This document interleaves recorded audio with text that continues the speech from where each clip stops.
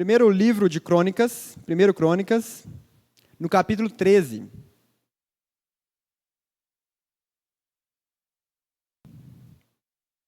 Se os irmãos perceberam no início da liturgia, já foi uma preparação para o que seria dito aqui. E hoje eu gostaria de falar de Deus e as nossas boas intenções. Deus e as nossas boas intenções. Primeiro Crônicas, capítulo 13. Nós vamos ver os versículos de 1 a 14. Eu gostaria que você pudesse prestar bastante atenção nesse texto. Tem muitos detalhes e nós vamos daqui a pouco destrinchar esses detalhes.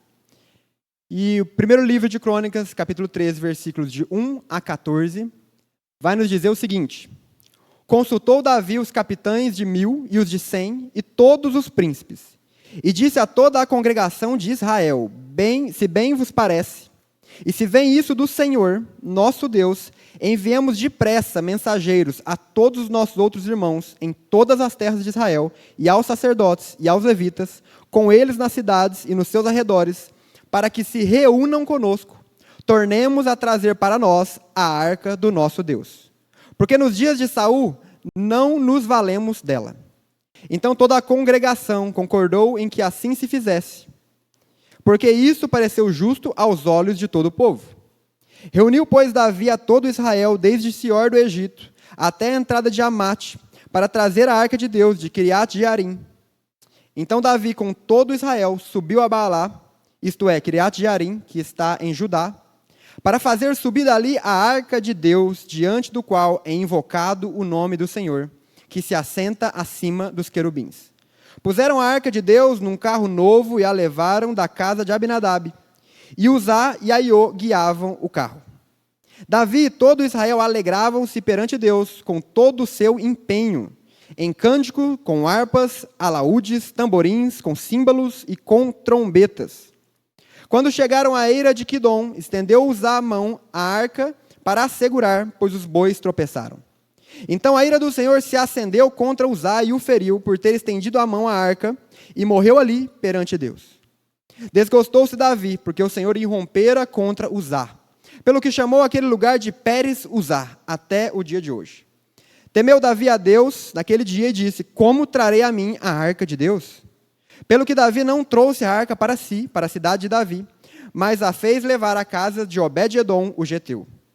Assim ficou a arca de Deus com a família de Obed-edom 3 meses em sua casa. E o Senhor abençoou a casa de Obed-edom e tudo o que ele tinha. Vamos orar mais uma vez, meus irmãos? Deus, nessa noite o seu povo está aqui diante do Senhor, desejosos, ó Pai, por escutar aquilo que o Senhor tem para nos dizer. Desejosos, ó Deus, por compreender como que um verdadeiro adorador te adora e em espírito e em verdade. E nós queremos que nessa noite o seu Santo Espírito, ó Deus, tenha liberdade em nosso meio. Que eu possa ser aqui um instrumento, não um empecilho do que o Senhor tem para fazer, ó Deus. E que a partir de mim, com cada um dos meus irmãos aqui, que nós possamos sentir a sua presença. Que nós possamos aprender mais de quem o Senhor é. E que nós saibamos também como nós devemos responder à sua santidade. Fale aos nossos corações, ó Deus, no nome de Jesus, que nós oramos. Amém. Para que os irmãos possam entender, quem já teve a oportunidade de ler todo o Antigo Testamento, vocês vão perceber que as histórias narradas nos livros de Reis, 1º e 2º Reis, e 1º e 2º Crônicas, e um pedaço de Samuel, os irmãos vão perceber que são histórias iguais. Vocês vão perceber que eles narram períodos históricos iguais, os mesmos períodos históricos. Porém, nós vamos perceber que cada um desses livros tem abordagem diferente e propósitos também diferentes. Para que os irmãos possam compreender melhor, 1º e 2º Reis fala sobre o povo, explica para o povo os pecados e os porquês deles terem ido para o cativeiro, um chamado ao arrependimento. O povo estava no exílio, estava no cativeiro, então escreve-se esse livro de 1º e 2º Reis, para que o povo pudesse entender quais foram as causas deles estarem naquela situação, chamados ao arrependimento. Quando nós vamos olhar para o 1º e 2º livro de Crônicas, nós vamos perceber que o período é depois. Está sendo narrado aquele período, mas escrito depois. Qual que é o propósito do autor de 1º e 2º Crônicas? O propósito é gerar esperança e temor no coração daqueles irmãos que voltaram do cativeiro. Então, 1º e 2º Reis, escrito para quando eles estavam no cativeiro, para gerar arrependimento. 1º e 2º Crônicas, escrito depois do cativeiro, para o povo agora ser alinhado com Deus através de temor e de esperança. Se os irmãos perceberem, 1º e 2ª Crônicas fala bem menos detalhes dos pecados cometidos quando nós olhamos, por exemplo, para 1º e 2º Reis. Porque os propósitos são diferentes, mas o período histórico é o mesmo. E tem muita discussão sobre quem que escreveu o 1º e 2º livro de Crônicas. E assim, uma das teorias mais fortes é que foi Esdras, responsável pela restauração espiritual do povo depois do cativeiro, quem coordenou aquele processo do povo buscar a Deus e de reencontrar com a palavra de Deus. Embora a gente não possa afirmar quem que escreveu, nós sabemos o propósito: gerar esperança e temor no coração de um povo que viveu 70 anos de cativeiro e agora estava voltando para a sua terra. E quando nós olhamos a história que nós acabamos de ler aqui, nós vamos perceber que aqui narra-se a subida de um dos maiores reis que já passou pela terra ao trono. Nós estamos vendo aqui Davi assumindo o trono de Israel. O rei que ficou conhecido por ser o homem segundo o coração de Deus. Um rei que não há comparações antes e depois dele no quesito terreno. Um rei que marcou o povo através da sua vida de sincera devoção a Deus. E aí, nesse período aqui, Davi está trazendo de volta a arca do Senhor. E por que trazendo de volta? Onde ela estava? Durante o tempo do sacerdote Eli, os filisteus saquearam os israelitas e levaram a arca embora. E se os irmãos já leram a história, vão se lembrar de que começou a ter tumores no meio do povo e os filisteus entenderam que era preciso devolver a arca. Essa arca, então, é devolvida, mas ela fica numa cidade periférica, ela não vai para o centro de adoração. E durante todo o reinado do rei Saul não se ateve, não se preocupou com essa arca. Deixou essa arca lá de uma forma periférica e foi seguindo o seu reinado. E agora nós vemos um rei que decide agir de uma forma diferente. Por muito tempo a arca foi esquecida. E agora Davi, um dos primeiros passos quando ele assume o seu reinado, é de trazer de volta a arca do Senhor. Um homem que priorizava a presença de Deus. Mas o que eu gostaria de ressaltar com os irmãos aqui hoje é que nem sempre as nossas boas intenções agradam o coração de Deus. Sendo assim, repetindo novamente, o tema que eu gostaria de falar é Deus e as nossas boas intenções. Nem sempre as boas intenções do nosso coração agradam o coração de Deus. E se você leu esse texto, e talvez você não tenha estudado esse texto, com as primeiras vezes que eu li esse texto eu achava muito estranho. O fato do povo estar tão devoto, com uma adoração parecia tão sincera, e de repente Deus mata um no meio do povo. E quando nós olhamos para o texto, é impossível nós não percebermos a boa intenção de Davi e do povo. A boa intenção era tamanha que essa arca tinha sido esquecida por muito tempo. E os irmãos devem saber que a arca no Antigo Testamento simbolizava a presença de Deus. Não simbolizava apenas a presença de Deus, mas simbolizava o reinado de Deus.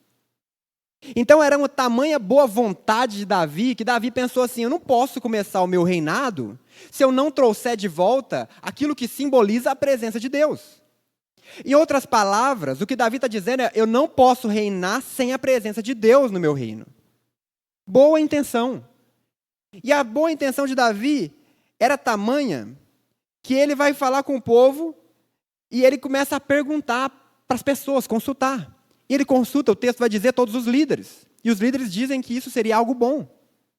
Não fosse o bastante, Davi ainda vai consultar o povo, quem não tinha cargo de liderança, com tamanho medo, temor que ele estava no coração de cometer um ato imprudente. Então Davi, além de querer fazer algo para o Senhor, ele consulta os líderes, ele consulta o povo. O texto vai dizer que a fala de Davi é: eu vou fazer só se for da vontade de Deus. Ou seja, ele submete o que ele queria fazer ao que Deus desejava. Nós percebemos que boa intenção de Davi estava em todos os seus atos do que ele queria trazer a arca de volta. Consultou as pessoas, disse que somente faria se fosse a vontade de Deus realmente.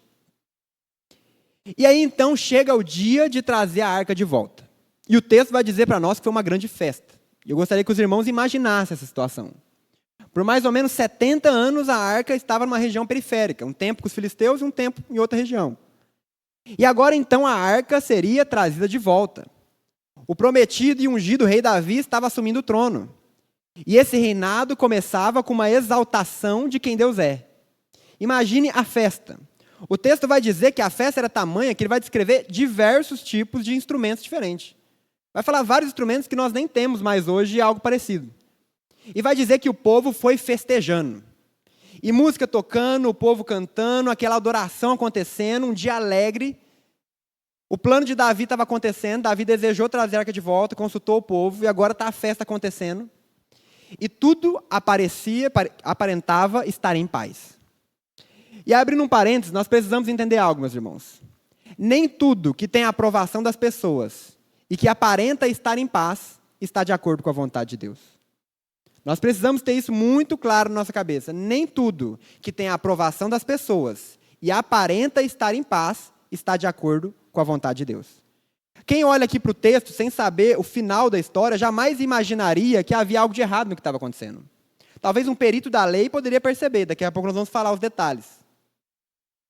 Mas nós percebemos nessa história boas intenções. Nós percebemos nessa história pessoas que queriam adorar a Deus. E nós percebemos uma grande festa. Tudo estava em paz. Mas nessa grande festa, onde tudo parecia estar em paz, não havia a bênção de Deus. E no meio daquela situação, onde Davi comprou um carro novo de bois para levar essa arca, no meio desse caminho de festa, a música tocando, os bois tropeçam e a arca começa a escorregar e a cair ao chão. E aí nós vemos outra pessoa, numa boa intenção, que decide relar na arca, para não deixar a arca cair no chão.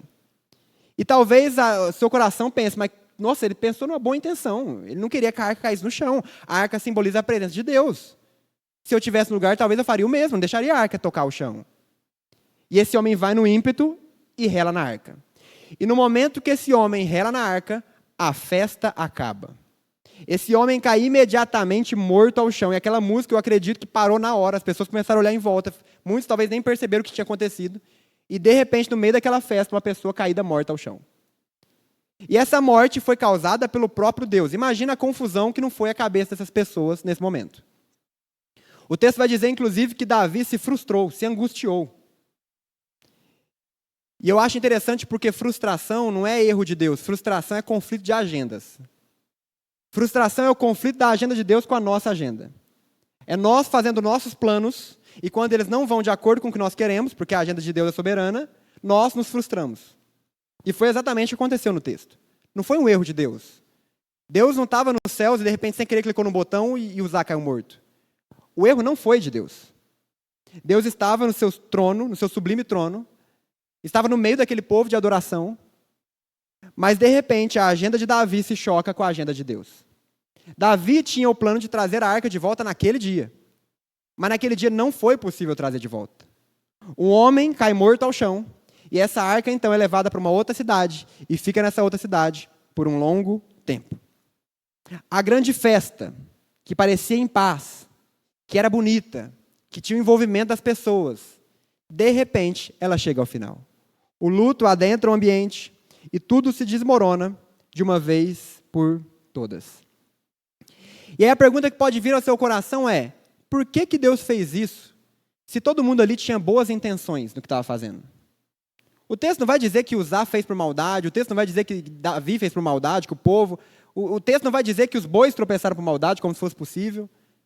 Por que Deus agiu assim, mesmo em meio a tantas boas intenções? E aí nós precisamos parar um pouco nessa narrativa para a gente entender quais foram os erros cometidos, a desobediência cometida aqui. Porque houve inúmeras desobediências nisso que parecia em paz e em festa. Para que os irmãos possam compreender melhor, nós precisamos nos ater aos detalhes. Em Êxodo, vai dizer que a arca deveria ser carregada, quando fosse uma viagem, pelos levitas e com varais que passavam por entre as argolas. Era uma instrução clara.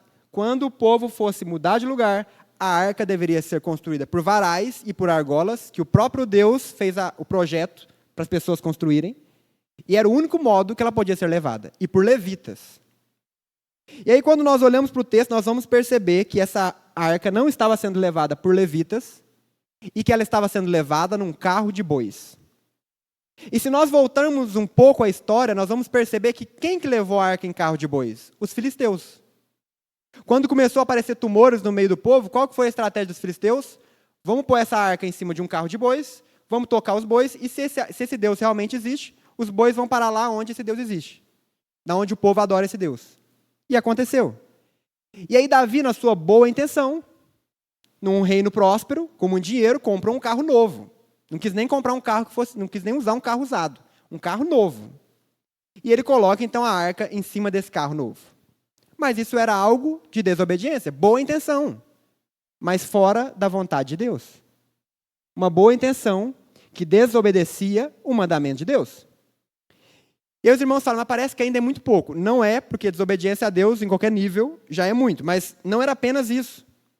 Nós vamos perceber no texto que existia 2 homens ao lado da arca enquanto ela caminhava, Uzá e Aiô.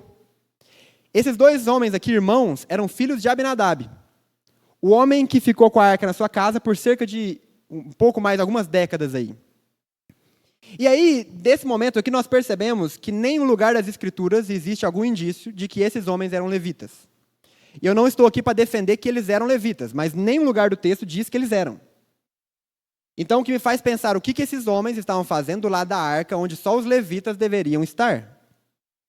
Num carro de bois, onde Deus nunca mandou transportar ela dessa forma. Então, Uzá vai e toca nessa arca. Intenção boa, mas fora da vontade do Senhor. E nós vemos um outro erro aqui. Além de estar sendo levado num carro de bois, além de quem que está acompanhando não eram as pessoas que deveriam estar ali, nós vemos na boa intenção Uzá estendendo a mão para relar na arca. E quando nós olhamos o texto em Números 4, capítulo 4, versículo 15, nós vamos perceber que jamais um homem poderia tocar na arca do Senhor. Boa intenção, mas fora da vontade do Senhor. Nem sempre as nossas boas intenções agradam o coração de Deus. E quando nós olhamos para a Escritura, nós vamos perceber muitos outros personagens que tiveram boas intenções, mas que, de certa forma, desobedeceram ao Senhor. E eu vou listar algum deles para os irmãos lembrar. Se os irmãos se lembrarem, quando Moisés esteve por muitos dias em cima de um monte, o povo começou a achar que Moisés não ia voltar mais, teve um homem que, na sua boa intenção, construiu um bezerro de ouro para o povo se acalmar. Arão. Constrói um bezerro de ouro e fala, gente, calma. Eu sei que Moisés não está voltando, mas o nosso Deus está representado aqui. Olha esse bezerro de ouro e lembrem-se do nosso Deus. E a ira de Deus cai sobre o povo e milhares morrem naquele dia. Nós vamos perceber também que Moisés teve uma boa intenção. Naquele momento onde quando ele foi ordenar para sair água da rocha, onde Deus falou para ele assim, apenas diga. Moisés chega na boa intenção e bate na rocha e não vai poder entrar na terra prometida. Nós vamos perceber também Saul, um homem que no início do seu reinado, quando foi atacar os amalequitas, Deus disse, não deixa nada para trás, esse povo não merece nem os animais deles. E aí, de repente, nós vemos Saul chegando com animais e Deus pergunta para ele, Samuel pergunta, por que você está com esses animais? Minha boa intenção, eu trouxe para sacrificar o Senhor, não é para mim, é para sacrificar o Senhor.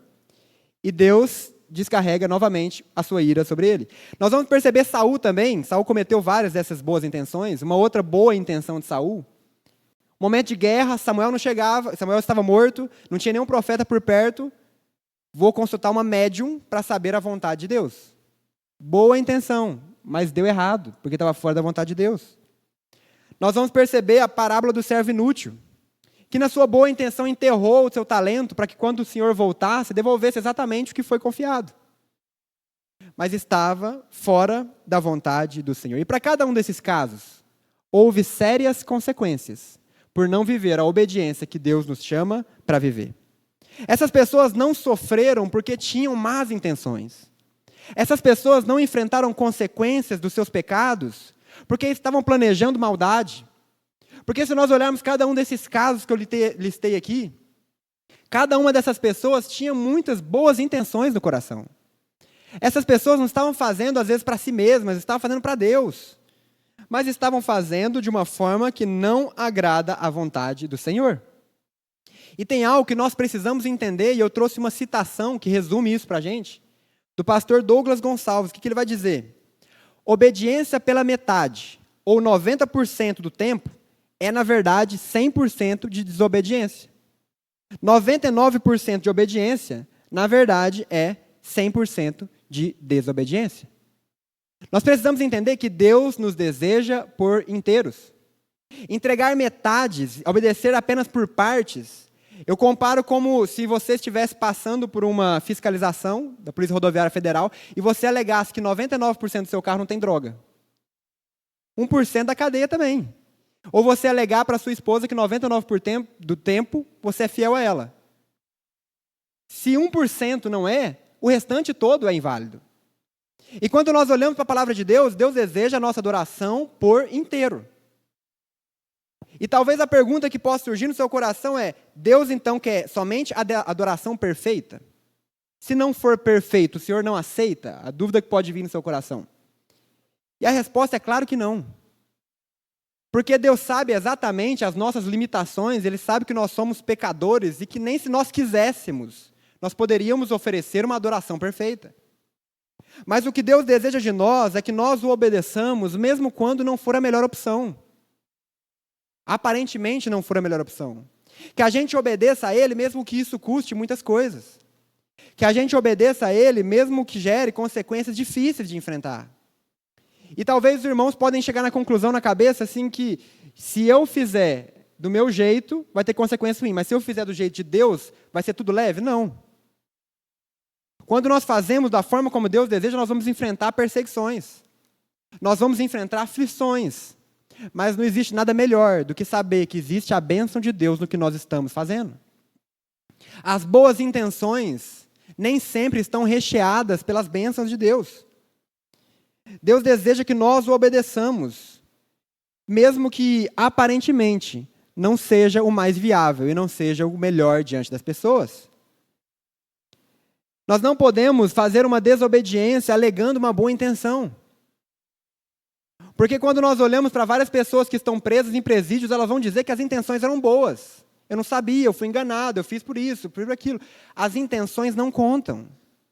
O que conta é o coração e as ações que nós temos diante de Deus. Davi, Uzá e outros aqui erraram, porque através de inúmeras intenções que eram boas, os seus corações não estavam verdadeiramente obedecendo ao Senhor. Eu falei no início do culto, na abertura, que Deus nos criou para adorarmos a Ele. Nós fomos criados para adorar ao Criador. E quem determina o modo como nós vamos o adorar é o próprio Criador. Nós cometemos o erro quando nós pensamos que nós podemos guiar os nossos próprios passos. Quando nós pensamos que nós podemos adorar a Deus como nós queremos. Mas a verdade é que Deus nos deseja como um Pai bondoso. Filhos que o obedeçam verdadeiramente. Filhos que verdadeiramente se submetem à sua vontade, mesmo que isso custe muito em suas vidas. Nós precisamos tomar muito cuidado, meus irmãos, porque talvez, na ideia de uma boa intenção, nós podemos acabar negociando tempo com Deus. Numa boa intenção, nós podemos acabar trapaceando em situações da nossa vida. Numa boa intenção, você pode talvez dar uma parte do dízimo, porque você talvez ache que 10% é muito. Numa boa intenção, você pode acabar mentindo para alguém. Numa boa intenção, você pode acabar contando coisas que você não deveria, traindo confiança. Numa boa intenção, nós podemos estar prestando um culto a Deus, mas longe da palavra de Deus. Nós vamos perceber tantos movimentos cristãos que têm aparecido, onde o nome é cristão, mas nós percebemos que a adoração não tem nada a ver com a palavra de Deus. E nós precisamos tomar muito cuidado, meus irmãos. Porque talvez na boa intenção de adorar a Deus, nós estamos substituindo a verdadeira adoração pela nossa própria vontade. E quando há um conflito de agenda, nós precisamos abrir mão da nossa e nos submeter à vontade e à agenda do Senhor. Jamais nós podemos nos esquecer que para Deus o nosso coração é muito importante. Performance não é um fim em si mesmo. Nós não podemos fazer as coisas visando uma boa performance diante das pessoas. Porque o que Deus deseja de nós é coração verdadeiramente submetido à sua vontade. Como um pai bondoso que Ele é, Ele não deseja de nós filhos com boas performances. Deus deseja filhos fiéis à sua palavra. Deus deseja filhos que vivem uma vida de obediência, custe o que custar. Deus deseja que nós o adoremos em espírito e em verdade, e não da forma como nós queremos adorar a Ele. 99% de obediência é 100% de desobediência. E nós precisamos reconhecer isso. Nós precisamos reconhecer que Deus não quer de nós apenas boas intenções, que Deus não quer de nós apenas boas performances, mas que Deus quer o nosso coração totalmente entregue a Ele. Quando nós olhamos para o texto, nós percebemos uma boa performance. Um carro novo de bois. Nós percebemos pessoas cantando, tocando, se alegrando. Uma adoração performática, mas que estava longe da vontade do Senhor. Que a nossa adoração não seja simplesmente palavras. Que a nossa adoração não seja simplesmente em momentos de louvor. Mas que as nossas vidas sejam vidas de adoração ao nosso Deus. É preciso um coração que tenha muito mais do que uma boa intenção, mas um coração que esteja alinhado com a vontade de Deus. Deus nos conquistou para que nós tenhamos boas intenções e também boas ações. Que essas coisas não estejam desvinculadas em nossa vida, mas que em nossas vidas essas coisas possam estar completamente andando em linha reta com a vontade do Senhor. Partindo agora para a conclusão, quando nós olhamos para Davi e para todo o seu reinado, a própria Bíblia vai nos dizer que foi um homem segundo o coração de Deus. Nós vamos perceber que, embora ele tenha cometido inúmeros pecados, esse homem foi encontrado como um rei bom e um rei fiel ao Senhor. A sua atitude aqui foi rejeitada por Deus. E depois, se você continuar lendo o texto, você vai ver que a segunda vez que ele faz, aí sim dá certo, porque foi feito de acordo com a vontade do Senhor. E nós vamos perceber então que foi um rei bom, com uma boa intenção de adorar ao Senhor, mas que acabou fracassando diversas vezes, porque era um homem falho. Então, nessa noite, o convite da palavra de Deus é que nós não venhamos a olhar para mais um rei, mas para que nós possamos olhar para o Rei do Universo. Para que nós possamos olhar para Davi como uma seta apontada para Cristo. Porque Davi, por melhor que fosse, era um homem pecador e que falhou inúmeras vezes. Mas quando nós olhamos para Cristo, nós percebemos o Rei dos Reis, que viveu em perfeita obediência. Um homem que não tinha apenas boas intenções, mas era um homem Deus que viveu perfeitamente a lei do Senhor aqui na terra. Davi é uma seta que aponta para o Senhor.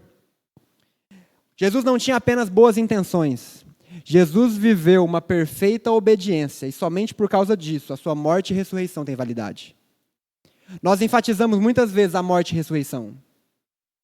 Mas a morte e ressurreição tem validade porque Cristo cumpriu a lei perfeitamente.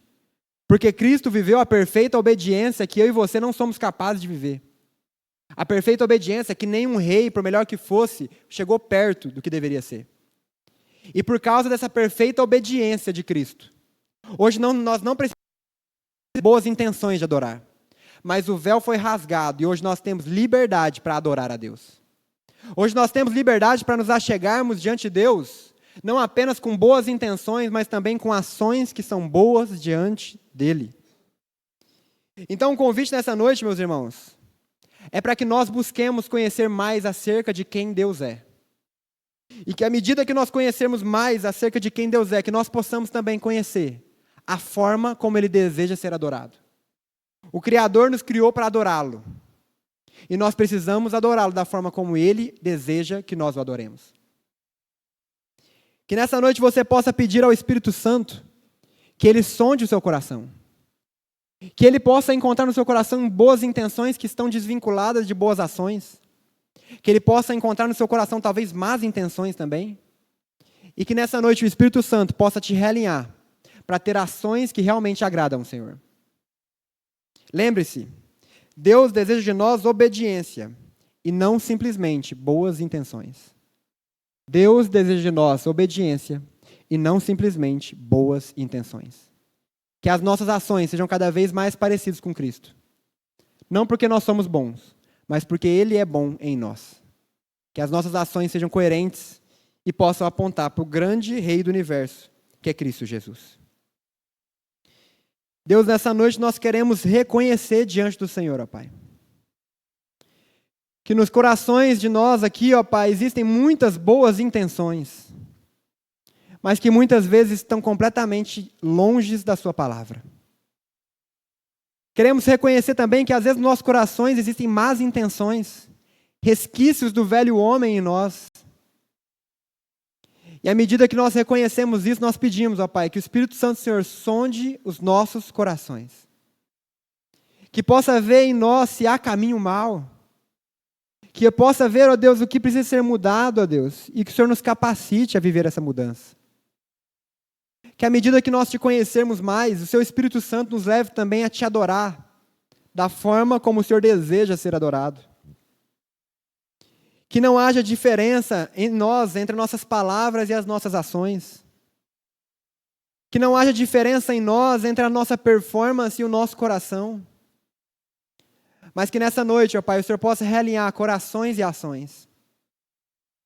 Que nessa noite o Senhor possa colocar de volta no lugar, ó Deus, filhos que têm vivido desobediência, ó Pai, porque não entenderam que o Senhor deseja 100% de obediência. Que nessa noite, ó Pai, o Senhor possa tocar em todas as áreas das nossas vidas. Que não haja áreas fechadas onde o Senhor não possa chegar. Mas que o Senhor possa mudar tudo o que precisa ser mudado em nós. Que o Senhor possa transformar em nós, ó Deus, tudo o que precisa de transformação. Que o Senhor possa gerar em nós, ó Deus, uma verdadeira adoração, um verdadeiro arrependimento, um coração entregue ao Senhor, que te deseja agradar ao Senhor através de tudo o que faz, ó Pai. Que o Senhor encontre em nossos meios, Deus, corações que te adorem em espírito e em verdade. Que o Senhor nos capacite, ó Deus, a ser adoradores que te adorem em espírito e em verdade. E que no nosso meio, ó Pai, nós possamos ser pessoas de boas intenções, mas também de ações de acordo com a Sua palavra. Gera sede nos nossos corações, meu Deus, para que a gente queira te conhecer mais, para que a gente venha entender como o Senhor nos criou para viver, para que a gente possa lembrar que o Senhor é Senhor e Salvador de nossas vidas, ó Deus. E que nós devemos toda a nossa vida ao Senhor. Que as nossas vidas sejam de adoração, de sacrifício vivo, de fazer o Seu nome conhecido lá fora, ó Pai, através de uma vida coerente com aquilo que nós professamos. É isso que nós te pedimos, ó Deus. No nome santo de Jesus. Amém.